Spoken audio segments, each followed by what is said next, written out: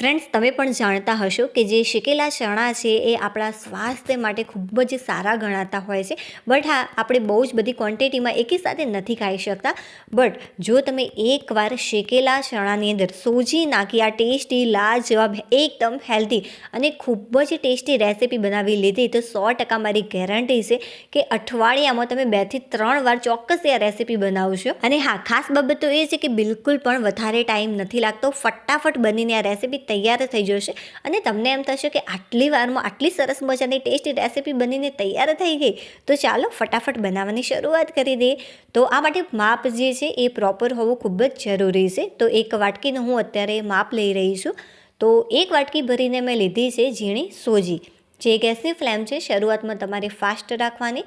Fast flame ઉપર સોજીને તમારે સતત આ રીતે મિક્સ કરતા રહેવાનું. બહુ વધારે આને કૂક કરવાની જરૂરિયાત નથી અત્યારે. ફક્ત અને ફક્ત હું આને અડધી મિનિટ માટે ફાસ્ટ ફ્લેમ ઉપર આ રીતે કૂક કરું છું. 1 મિનિટ જેટલો ટાઈમ થઈ ગયો છે. હવે આપણે એડ કરીશું આની અંદર 1 ચમચી જેટલું ઘી. એકવાર આને સારી રીતે મિક્સ કરી લઈ અને ફરીથી આપણે થોડું ઘી આની અંદર ઉમેરીશું. જ્યારે ફ્રેન્ડ્સ ઘીની અંદર આ રીતે સોજી શેકાય છે ત્યારે જેની ફ્લેવર હોય છે ખૂબ જ સરસ લાગતી હોય છે અને ઘરમાં સુગંધ પણ બહુ જ સરસ આવી રહી છે આ સોજી શેકાવાની. તો ફ્રેન્ડ્સ, આને મેં સારી રીતે એકવાર મિક્સ કરી લીધું છે. હવે આપણે ફરીથી આની અંદર 1 ચમચી ભરીને ફરીથી ઘી એડ કરીશું. ટોટલ મેં 2 ચમચી જેટલું આની અંદર ઘી એડ કર્યું છે. આને સારી રીતે એકવાર મિક્સ કરી લેવાનું. હવે ઘી સારી રીતે એકવાર મિક્સ થઈ જાય ત્યારબાદ જે ગેસની ફ્લેમ છે આપણે મીડિયમ કરી દઈશું. જ્યારે ફ્રેન્ડ્સ સોજી શેકાઈ જાય છે, અડધી મિનિટ જેટલો ટાઈમ થઈ જાય છે, ત્યારે ગેસની ફ્લેમ એકદમ તમારી ધીમી કરી દેવાની, નહીં તો સોજી દાજી જશે. એનો જે કલર છે એકદમ બ્રાઉન થઈ જશે એટલા માટે. અને ત્યારબાદ તમે ઘી સાથે મિક્સ કરી લો છો ત્યારે જે ગેસની ફ્લેમ છે તમારે મીડિયમ કરી દેવાની. હવે મીડિયમ ફ્લેમ ઉપર સોજીને તમારે 2 મિનિટ માટે શેકવાની છે. તો સોજી સરસ મજાની શેકાઈ જશે. તો બસ આ પરફેક્ટ છે. 2 મિનિટ જેટલો ટાઈમ થઈ ગયો છે અને સોજી પણ બહુ જ સરસ રીતે શેકાઈ ગઈ છે. હવે ગેસ આપણે બંધ કરી દઈશું. આ મિશ્રણ ઠંડુ થાય ત્યાં સુધી આપણે આગળની પ્રોસેસ કરી લઈએ. હવે ફ્રેન્ડ્સ, મેં લીધા છે શેકેલા ચણા. તો ફક્ત અત્યારે આપણે 1 વાટકી જેટલા શેકેલા ચણા લઈશું. જે વાટકીની મદદથી સોજી લીધી હોય બસ એ જ વાટકીની મદદથી તમારે શેકેલા ચણા લેવાના. હવે હાથની મદદથી સારી રીતે આપણે આ રીતે પ્રેસ કરીશું કે જેથી જે ફોતરા છે ઝડપથી દૂર થઈ જાય. જુઓ, એકદમ ઝડપથી જે ફોતરા છે દૂર થઈ જતા હોય છે. જો થોડા ઘણા ફોતરા રહી જશે તો એનાથી કંઈ જ ફરક નહીં પડે. તો ફ્રેન્ડ્સ, મેં સારા એવા ફોતરા દૂર કરી દીધા છે. હવે લઈશું આપણે કોઈ પણ એક પ્લેટ. પ્લેટની અંદર રાખીશું એક જારો અને જારા ઉપર જે આપણે ફોતરા દૂર કર્યા હતા ચણાના એ આપણે બધું જ જે મિશ્રણ છે આની અંદર ઉમેરી દઈશું. અને આ રીતે હલકું તમે હલાવશો તરત જ જે ફોતરા છે બધા જ એકદમ ઇઝીલી દૂર થઈ જતા હોય છે. જુઓ, બસ એકદમ પરફેક્ટ રીતે આ દૂર થઈ ગયા છે. જો થોડા ઘણા આટલા રહી જશે તો એનાથી કંઈ જ ફરક નહીં પડે. ચાલો હવે આપણે કોઈ પણ એક પ્લેટની અંદર આને નીકાળી લઈશું. અને આ ફ્રેન્ડ્સ, એક વિડીયો બનાવવામાં ખરેખર બહુ જ મહેનત લાગતી હોય છે. થોડીક પણ રેસીપી તમને યુનિક લાગી રહી હોય, પસંદ આવી રહી હોય તો પ્લીઝ વિડીયોને લાઇક કરી દેજો. ચેનલ પર નવા હોય તો ચેનલને સબસ્ક્રાઈબ કરવાનું બિલકુલ પણ ભૂલતા નહીં. હવે મિક્સર જારની અંદર બધા જ ચણા આપણે ઉમેરી દઈશું. અને હા ફ્રેન્ડ્સ, જે ઇલાયચી છે એ તમારે ફોતરા દૂર કરીને એડ કરવાની, દાણા જ એડ કરવાના. આખી ઇલાયચીનો ઉપયોગ નહીં કરતા, નહીં તો જો એના ફોતરા મોઢામાં આવશે તો જે ટેસ્ટ છે તમને સારો નહીં લાગે એટલા માટે. હવે ફ્રેન્ડ્સ, આની અંદર મેં 4 થી 5 નંગ જેટલી ઇલાયચીના દાણા એડ કર્યા છે. જે સોજીવાળું મિશ્રણ હતું એ ઉમેરી મેં સારી રીતે આને ક્રશ કરી લીધું. અને હા ફ્રેન્ડ્સ, એકદમ ફાઇન આ ક્રશ નહીં જ થાય. મેં 1 મિનિટ માટે સારી રીતે આને ક્રશ કર્યું છે. જુઓ, એકદમ સરસ રીતે આ ક્રશ થઈ ગયું છે. જો તમે એકદમ દરદરું મતલબ કે અધકચરું ક્રશ કરશો તો ખાવાની વધારે મજા નહીં આવે. એટલા માટે બને ત્યાં સુધી તમારે ફાઇન ક્રશ કરવાનો પ્રયત્ન કરવાનો. જે સોજી છે એના કારણે થોડુંક દરદરું તો લાગવાનું જ છે કે જેથી જે ટેસ્ટ છે તમને સુપર લાગશે. તો ફ્રેન્ડ્સ, બધું જ મિક્સર મેં નીકાળી લીધું છે અને એક બીજા મિક્સર જારની અંદર ખાંડને ક્રશ પણ કરી લીધી છે. મિશ્રીને મેં ક્રશ કરી લીધી છે. તમે ફ્રેન્ડ્સ ખાંડની જગ્યાએ મિશ્રીનો ઉપયોગ કરશો તો ખરેખર હેલ્થ માટે ઘણું સારું કહેવાશે. તો 1 વાટકી ભરીને ક્રશ કરેલી મિશ્રી એડ કરીશું. આની જગ્યાએ તમે ખાંડનો પણ ઉપયોગ કરી શકો છો અથવા તો સાકરનો પણ ઉપયોગ કરી શકાય છે.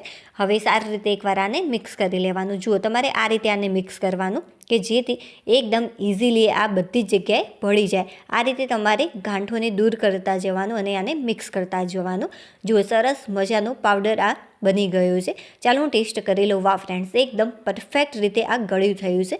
જો તમને આ સ્ટેજ ઉપર ગળપણ ઓછું લાગે અથવા વધારે લાગે તો તમે તમારી રીતે પ્લસ માઇનસ કરી શકો છો, બટ જે આ માપ છે એકદમ પરફેક્ટ જ છે.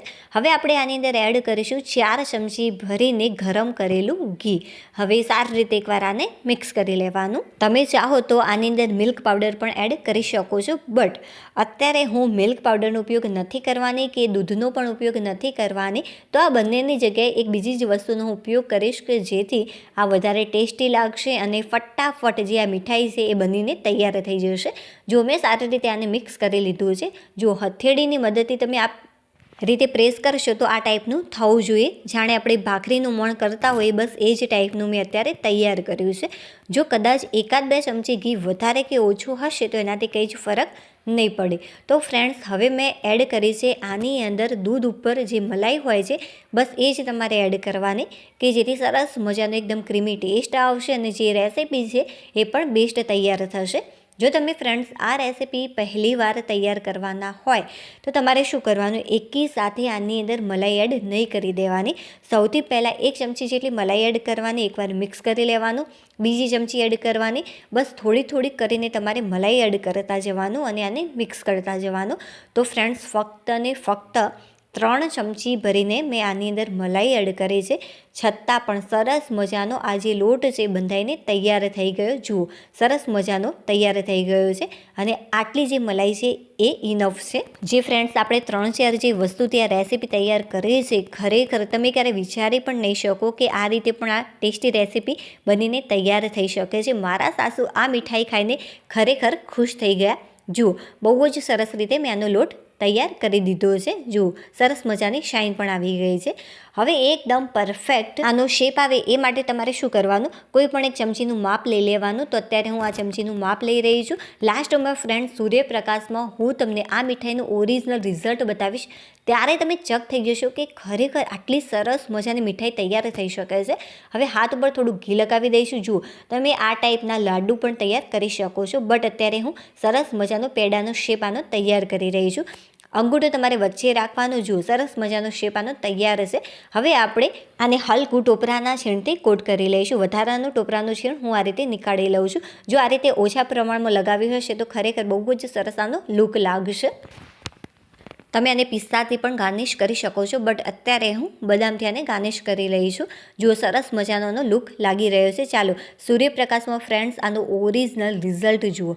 બની છે ને એકદમ સુપર સરસ મજાની, મોઢામાં મૂકતા ઓગળી જાય તેવી મીઠાઈ. ચાલો તોડીને પણ બતાવું અને હા, સાથે સાથે આનો ટેસ્ટ કરીને સાચી માહિતી આપું કે મને આ રેસીપી કેવી લાગી. વાવ ફ્રેન્ડ્સ, ખરેખર ખૂબ જ સરસ દેખાઈ રહી છે. એકવાર ચોક્કસથી મારા કહેવાથી તમે ચોક્કસથી બનાવજો આ રેસીપી. જુઓ ફ્રેન્ડ્સ, કેટલી સરસ મજાની એકદમ સુપર સોફ્ટ બની છે, દાણેદાર બની છે, મોઢામાં મૂકતા પાણી થઈ જાય તેવી લાગે છે. ચાલો ભાઈ, હું ફટાફટ આ રેસીપીનું ટેસ્ટ કરી લઉં અને તમને સાચી માહિતી આપો કે મને કેવી લાગી. વાવ ફ્રેન્ડ્સ, ખરેખર સુપર A1. ચાલો હવે આપણે ફરીથી મળીશું એક નવી ટેસ્ટી રેસીપી સાથે. ત્યાં સુધી બાય.